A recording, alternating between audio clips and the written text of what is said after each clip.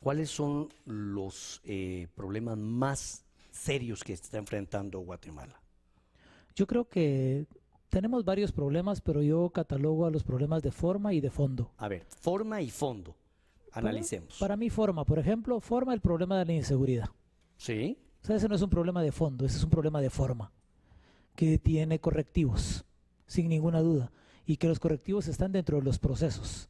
O sea, ¿qué significa eso? Dentro de la gestión. Pero es imposible combatir el tema de la inseguridad. ¿Por qué? Porque no cambiamos el modelo de gestión, seguimos haciendo lo mismo que venimos haciendo desde hace 32 años y eso es imposible. Ese es un problema de forma, nada más, porque se resuelve con tecnología, se resuelve con inteligencia, se resuelve con cambiar la forma de llevar seguridad a las O hacer las comunidades cosas. Fíjese o que hacer las cosas. así una cosa interesante. Usted está motivando a la juventud y a todo. Pero yo, de veras, porque me puse ahorita en la tarde a hacer mi tarea antes de hacer la entrevista y me di cuenta que tiene charlas en el interior, universitarios en la Mariano Gálvez y algunas charlas así que eran universitarios a nivel de maestrías. Y veo que la gente escucha de política, pero tiene poca credibilidad porque, como usted dice, se agotó el modelo de gestión porque no es eficiente. Y usted habla, por ejemplo, de inseguridad.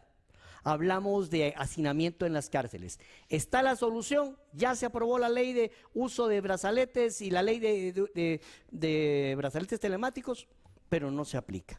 Entonces, usted nos habla de cambiar el modelo de gestión. ¿Cómo debería de ser y qué propone usted para cambiarlo, considerando que tenemos una ley del servicio civil que tiene amarrada una burocracia que está vegetando en el antisistema? Sí, pero la burocracia no es más que el inicio de la corrupción. Y mientras más trámites haga yo, por más manos paso y más corrupción.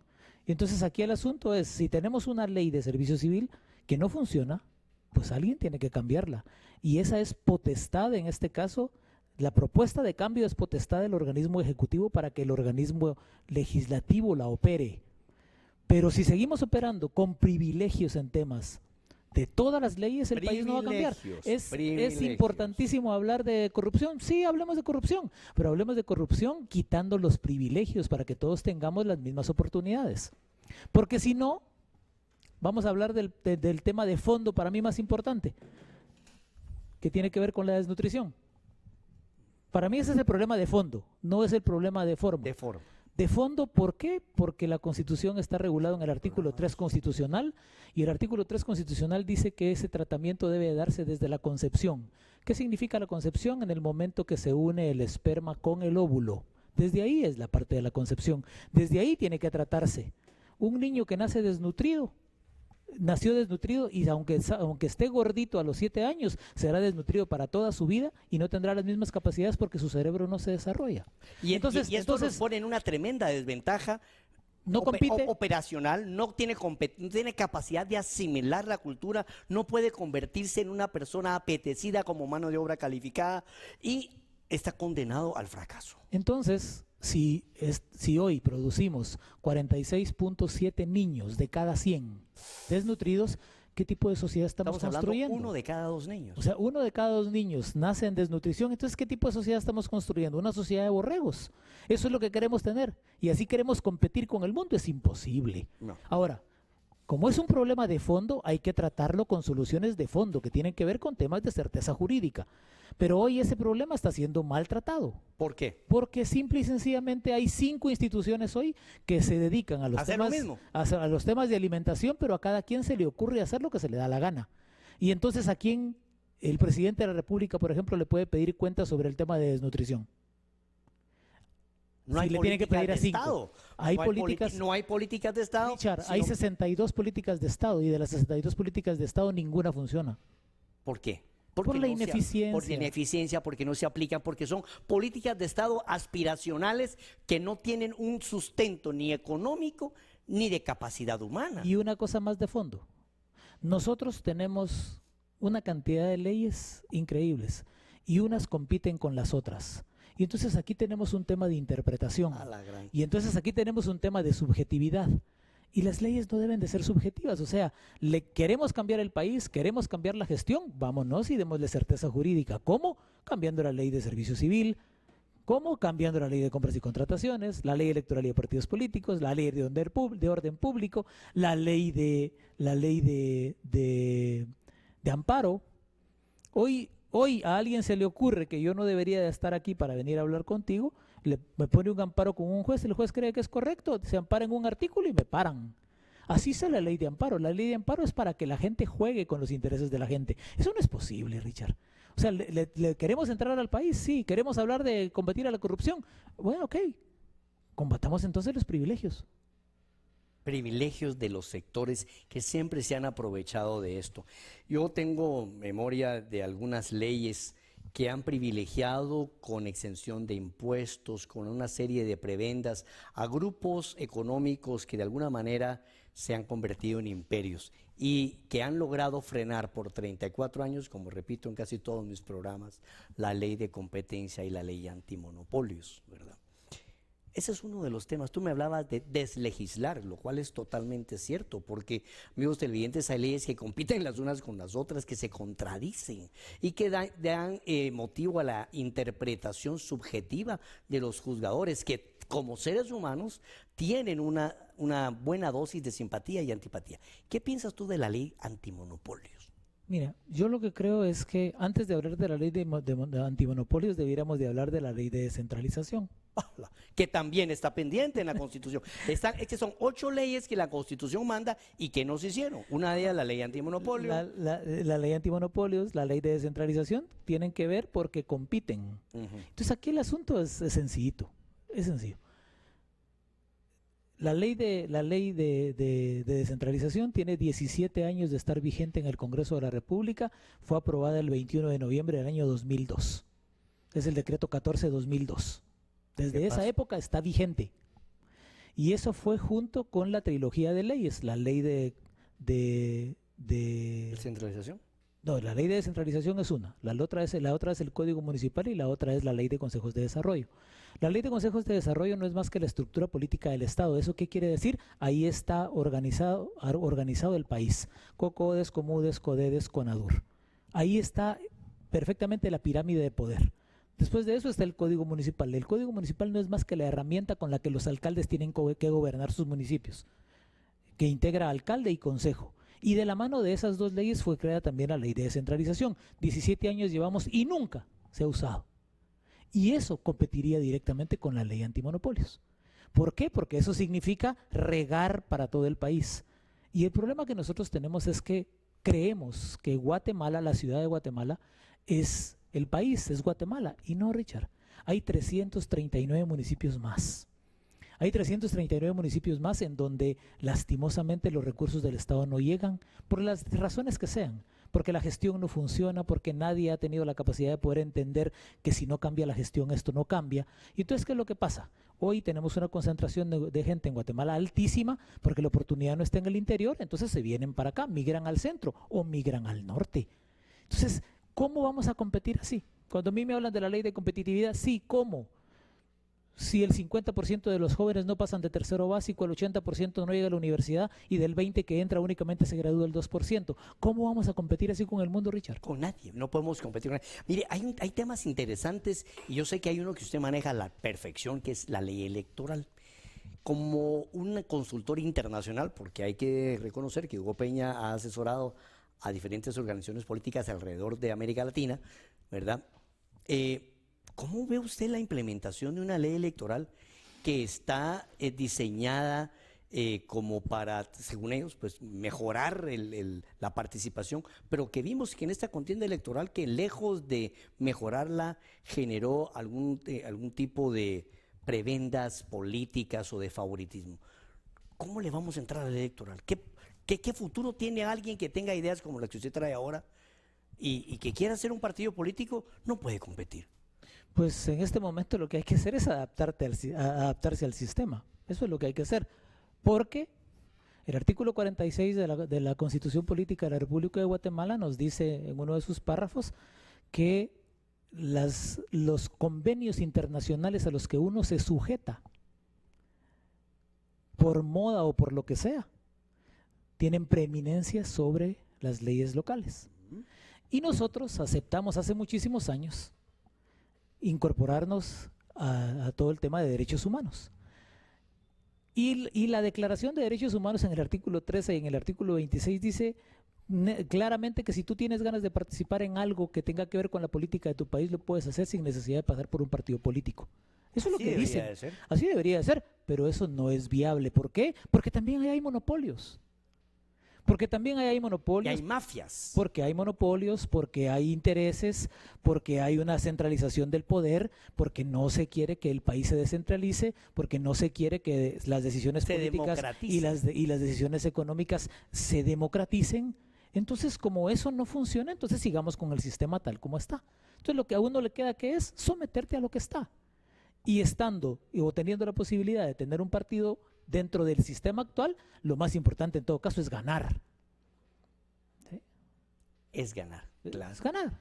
Pero ¿cómo puede competir alguien con una ley electoral como la actual, donde hay tantas dificultades para dar a conocer un partido político, para dar a conocer una figura política? Fíjate que ahí hay una cosa en la que, por ejemplo, a mí sí me gusta.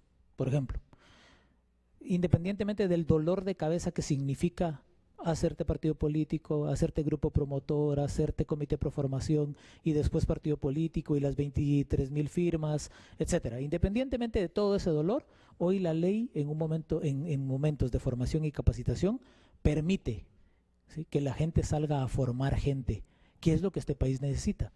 Pero el problema está en que nuestros partidos políticos, porque los conozco a todos, no tienen academia, no tienen funcionamiento para la formación, no tienen ejemplos para que la gente recupere la confianza y venga a participar. Y entonces este es un tema de cultura. Y se nos ha convertido en una cultura que los políticos están señalados como corruptos, por ejemplo. Pero el problema de nosotros no es solamente de políticos. Este problema, Richard, es un problema de dirigentes. Eso quiere decir, dirigentes políticos sí, pero también a la par de ellos dirigentes empresariales, dirigentes estudiantiles, dirigentes sindicales, dirigentes de los diferentes sectores. Dirigentes religiosos. Nosotros tenemos un problema serio, muy serio, porque toda la gente rapidito voltea a ver a la clase política, pero no, tenemos que ampliar el espectro. Hay que ampliar el espectro, porque resulta que todos somos responsables de lo que está sucediendo en Guatemala. Vamos a un pequeño corte comercial y regresamos con el final de este bloque.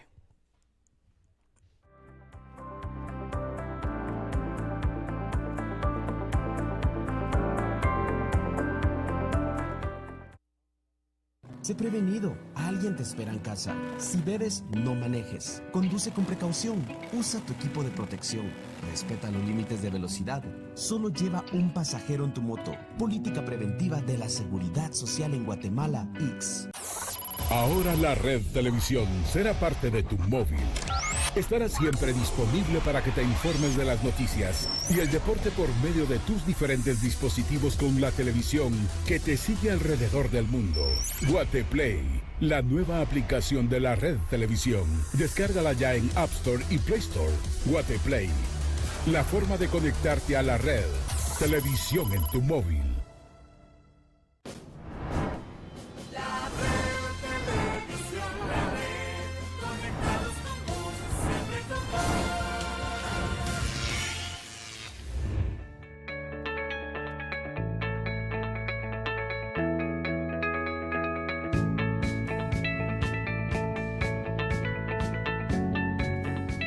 Gracias por mantener la sintonía acá de la 106.1 y de los canales 40 y 95 de Claro TV en la Red Noticias. Yo soy Richard Shaw, el anfitrión de esta noche. Hoy tengo como invitado a Hugo Peña, un analista político muy agudo, que nos está hablando acerca de los diferentes problemas que hay en Guatemala, pero acá ha tocado un tema muy especial, que es la credibilidad de los ciudadanos en la partidocracia, en los políticos.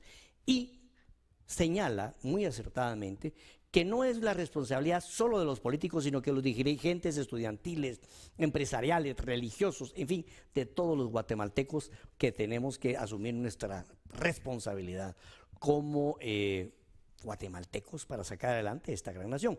Hugo, hablemos de la credibilidad. Generar credibilidad también es una misión de comunicación, una misión de ética. ¿Cómo cambiamos esa percepción del guatemalteco de que todo está mal y que aquí nada se arregla?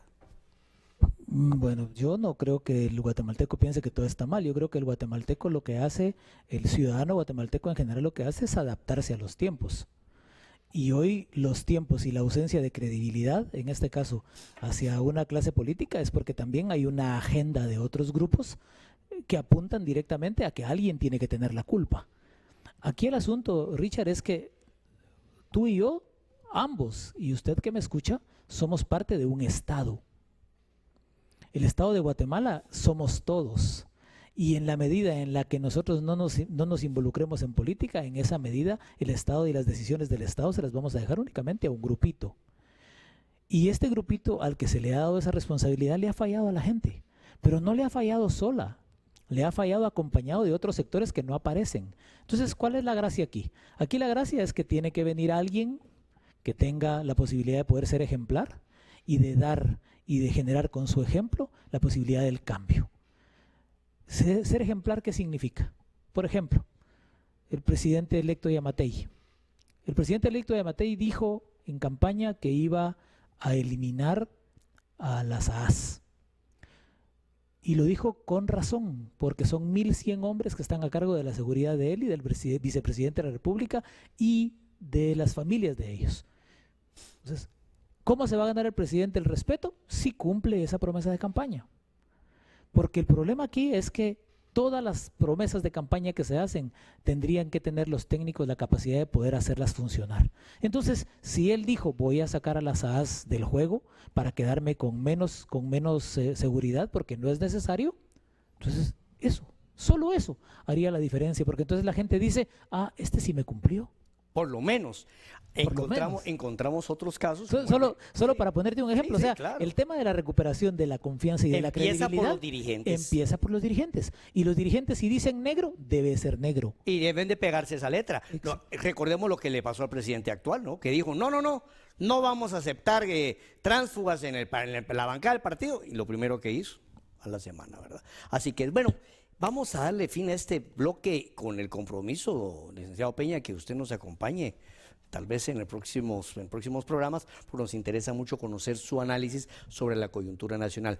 Pero hay algo que me está picando aquí el corazón. Se dice en los corredores políticos del Congreso, en los desayunos, en los cafetines, que Hugo Peña está trabajando para formar un movimiento y que está impulsando el tema del elefante, ¿no? Uno dice, ¿por qué es eso del elefante? Y yo una vez me recuerdo que decía, pues Hugo, ¿por qué te dicen el elefante? Porque me hiciste una alegoría.